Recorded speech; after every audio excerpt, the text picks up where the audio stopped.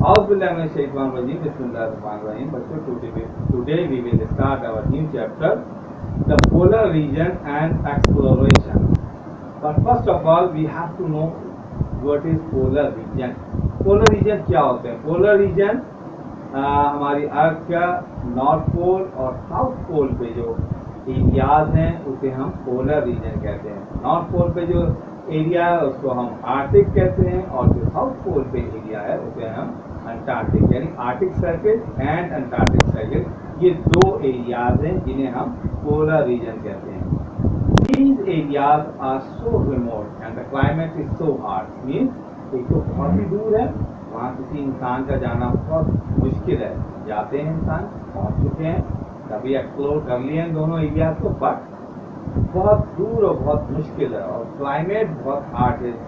Means कितना harsh climate है कि वहाँ किसी इंसान का रहना बहुत आसान नहीं है। हमने पिछले अपने चैप्टर में पढ़ा था डेजर्ट एरिया और फॉरेस्ट है या रेन फॉरेस्ट है, ये दोनों एरियाज के हमने पढ़े थे। देखिए इनमें बहुत सारे कंट्रीज हैं, बहुत सारे मुल्क के पॉपुलेशन कम है, बट जो है वो जो लाइफ है वहाँ पे इंसानों की भी, एनिमल्स की भी और ट्रीज की भी। बट ये ऐसे एरियाज हैं जहाँ किसी भी किस्म की लाइफ तो मौजूद है, बट बहुत ही टफ वहाँ पे वेदर होता है, यानी बहुत एक्सट्रीम कोल्ड वेदर होता है, जहाँ इंसान का रुकना, एनिमल्स का होना और किसी भी वेजिटेशन या ट्री का होना बहुत ही मुश्किल काम है।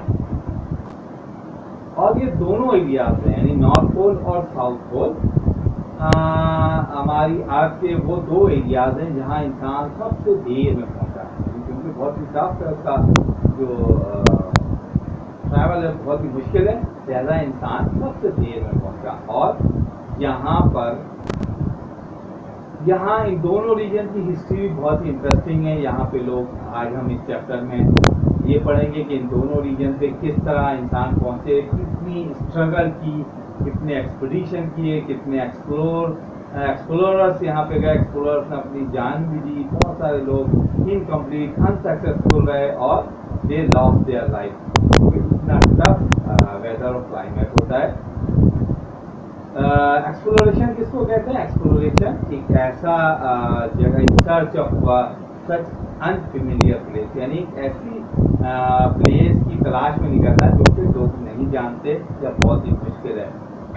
तो ऐसा जो काम है उसको एक्सप्लोरेशन कहते हैं, और जो लोग इसमें जाते हैं उसको एक्सप्लोरर कहते हैं। या ग्रुप ऑफ पीपल जो किसी अनफेमिलियर प्लेस के लिए निकलते हैं, वो जो एक्ट होता है दैट इज कॉल्ड एक्सपीडिशन। तो इस तरह से आज हम अपने इस चैप्टर में, आज हम इस अपने लेक्चर में या इस चैप्टर में हम इन दोनों पोल्स के जो भी एक्सप्लोरर गए हैं, जो भी उन्होंने फैक्ट्स मालूम की, बहुत ही इंटरेस्टिंग स्टोरीज हैं, वो हम इन दोनों पोल्स के बारे में पढ़ेंगे, दोनों रीजन के बारे में पढ़ेंगे। ये बहुत ही एक इंटरेस्टिंग फैक्ट है कि मिड विंटर में आर्टिक सर्कल में सन जो है वो बिलो द होराइजन होता है, यानी जो अर्थ का जो वो पूरा नॉर्थ या आर्टिक सर्कल जो है उससे जो है अर्थ रिमेन्स बिलो होता है।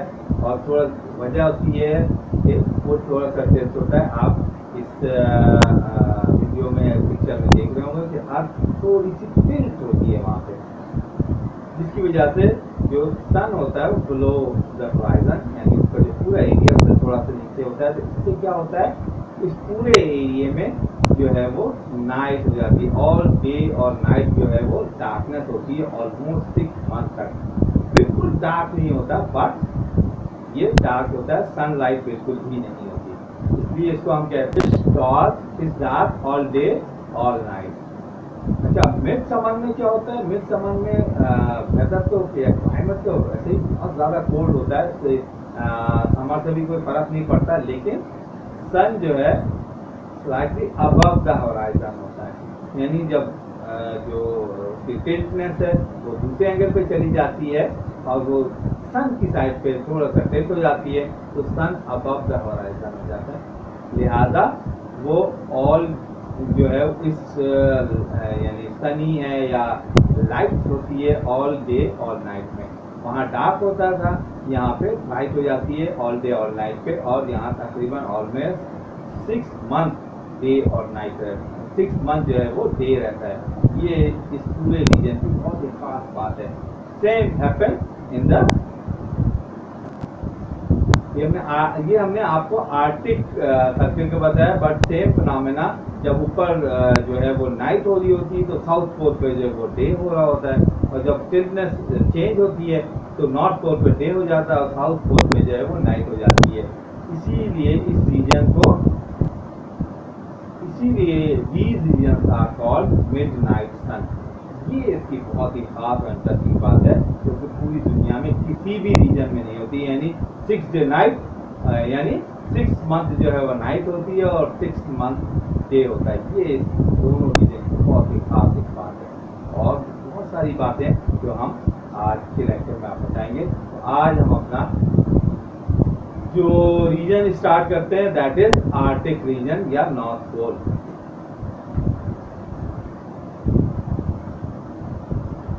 आर्टिक रीजन नॉर्थ पोल का मतलब है वहाँ पे कुछ कंट्रीज हैं, Greenland, Sweden, Norway, Finland, USA, Canada और रशिया। इन तमाम जो कंट्रीज का इलाका जो है वो आर्टिक रीजन में लगता है। एक बहुत ही बड़ा जो नॉर्थ पोल या आर्टिक रीजन एक बहुत बड़ा एरिया है, और इसके अराउंड जो सी है इसको हम क्या कहते हैं, आर्टिक सी। या और इसके अराउंड इसके जो आर्टिक पोल के आर्टिक रीजन के साथ अराउंड जो ओशन है उसे हम क्या कहते हैं, आर्टिक ओशन। और ये ओशन दुनिया के दूसरे ओशन की तरह नहीं है। ये क्योंकि जैसे पहले ही मैंने कहा एक्सट्रीम कोल्ड होते हैं, तो यहाँ पे जो ओशन है ये आइस और स्नो का से घिरा हुआ होता है। एक पूरी स्नो की आइस की एक कैप होती है पूरे रीजन पे, पूरे ओशन। और आर्टिक जो रीजन है वहाँ डीप रिजेस और कैरवेन सेल्स होते हैं, और समर में जब आइस मेल्ट होती है तो बड़े बड़े जो आइस पीस है जिसको हम आइसबर्ग कहते हैं, वो इस पूरे बहुत बड़ा जो एक एरिया रीजन है उससे अलग हो जाते हैं और ओशन में फ्लोट करने लग जाते हैं, जो कि ओशियंस में चलते हुए शिप्स के लिए बहुत ही प्रॉब्लम क्रिएट करते हैं उसको आर्टिक ओशियन को क्रॉस करना, क्योंकि ये बहुत ही ज़्यादा डेंजरस होते हैं। जिसकी हमने बहुत ही एक जो एग्जाम्पल्स है वो हमने क्या देखी, टाइटैनिक के डूबने की। वो बिल्कुल जस्ट इसी आइसबर्ग की वजह से होती, जो ऊपर थोड़ा सा होता है, बट अंडर द सी एक बहुत बड़ा पोर्शन जो है वो सी के अंदर होता है। और इसी तरह ये आज भी इतना ही डेंजरस है किसी भी शिप के लिए। आर्टिक सर्किल में नॉर्मली जो टेम्परेचर होता है वो -23 डिग्री सेंटीग्रेड होता है। अगर हम इसकी एक्सपीडिशन या एक्सप्लोरेशन के हवाले से बात करें तो 325 BC में एक ग्रीक एक्सप्लोरर था पाइथिस, वो इस एरिया की सर्च के लिए निकला था, और कहते हैं कि उसने एक्सप्लोर कर लिया था आर्टिक रीजन, या कुछ हद तक वो आर्टिक रीजन तक पहुंच चुका था। उसके 700 ईयर्स यानी जस्ट 700 और आप 200 सेंचुरी कर लें तो इसके अराउंड जो है कुछ यूरोपियंस ने आर्टिक ओशन को क्रॉस किया था और ग्रीनलैंड के एरिया में सेटल्ड हो गए थे। इस तरह से जो ग्रीनलैंड में जो इनहैबिटेंट है वो यही वो लोग हैं जो कि ऑलमोस्ट 200 ईयर अभी जो है वो 2021 चल रहा है, तो जब 200 ईयर चल रहा था तो ये लोग उस वक्त आइसलैंड में आर्टिक ओशन क्रॉस करके गए थे और still they are living there. और जो ग्रीनलैंड में जो लोग हैं वो यही लोग हैं जो उस वक्त ऑलमोस्ट आज से तकरीबन 1900 ईयर पहले वहाँ पे गए थे। The first man who reached the actual North Pole is an American explorer called Robert Edmond, जो कि 1909 में वहाँ पे फर्स्ट टाइम वो नॉर्थ पोल में पहुँचा था। ये पहली एक्सप्लोरेशन थी जो एग्जैक्ट नॉर्थ पोल पे पहुँची थी, और उसको लीड कर रहे थे रॉबर्ट एडमंड। अब अगर हम वहाँ के लोगों की बात करें, पहले हमने उसकी हिस्ट्री पढ़ी, उसका क्लाइमेट, उसका वेदर हमने डिस्कस किया, फिर हमने उसकी हिस्ट्री पढ़ी, उसको एक्सप्लोरेशन किस तरह से एक्सप्लोर किया गया। अब अगर हम आर्टिक रीजन के बारे में पढ़ते हैं तो वहाँ के जो लोग या people of the arctic region is called Inuit. The people who live in the Arctic Circle is called Inuit because there are no trees to build their house. तो वो क्या करते हैं, अपने घर को, इतना क्लाइमेट कोल्ड होता है कि वहाँ किसी भी किस्म का ट्री होता ही नहीं है जिससे वो अपना घर बना सके। तो वहाँ के लोग क्या करते हैं, आइस ब्लॉक से अपने घर बनाते हैं और इन घर को जो है वो क्या कहते हैं, इग्लूज कहते हैं। तो ये एक उनका एक पुराना तरीका, बट आजकल वो इंसुलेटेड मटेरियल से अपना घर बनाते हैं जो कि ज़्यादा जो ड्यूरेबल होता है और जो इतनी जो हार्श क्लाइमेट है, इतनी कोल्डनेस है, उसको ज़्यादा बियर कर सकता है, वो इजीली उन घरों में रह सकते हैं। और उसका शेप भी जो है इग्लू के शेप से डिफरेंट होता है, नॉर्मल हाउस के जैसा होता है। ये तो उनके घर बनाने का तरीका होगा। अच्छा, वो अपने ट्रांसपोर्टेशन के लिए क्या यूज़ करते हैं, जिससे वो अपना सामान एक जगह से दूसरी जगह या खुद ट्रैवल करते हैं इस टफ क्लाइमेट के अंदर।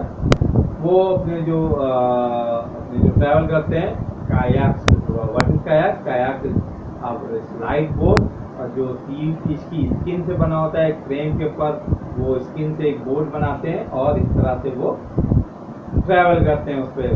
बट इसके अलावा आजकल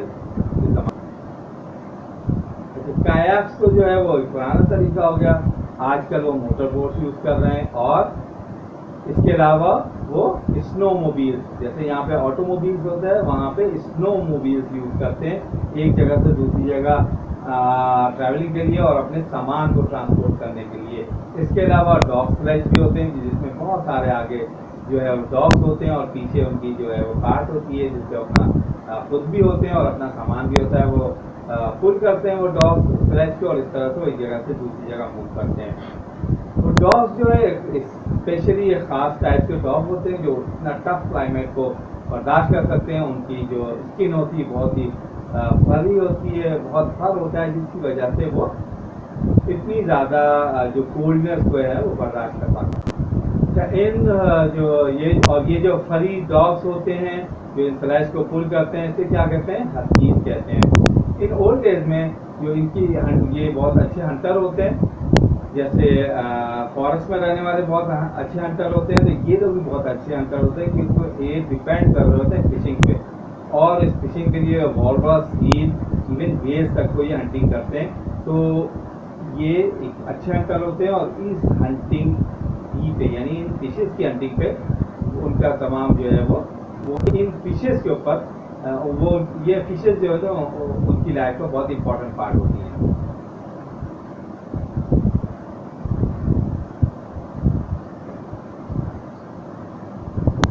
इन फिशेस की हंटिंग के लिए प्रीवियसली वो जो है वो स्पेयर यूज करते थे, बट नाउ जैसे वो मोटर बोट और स्नो मोबिल्स इस्तेमाल करना शुरू कर दिया है। तो इसी तरह गन जो है वो गन एंड हार्पून क्या होते हैं, जस्ट लाइक एरो होता है जिसमें एजेस होते हैं रिवर्स साइड पे, और वो गन से निकलते हैं और वो फिश को हंटिंग करते हैं, और वो पीछे एक जो रोप होती है उससे कनेक्ट होते हैं। जब वो फिश में लग जाते हैं तो उससे रोप से वो उसको खींच लेते हैं, पुल कर लेते हैं। इस तरह से फिश की हंटिंग होती है।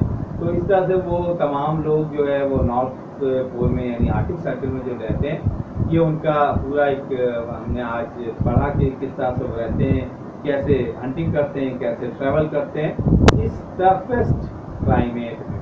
इंशाल्लाह हम अपने नेक्स्ट लेक्चर में साउथ पोल या अंटार्कटिक सर्कल के बारे में पढ़ेंगे। Thank you.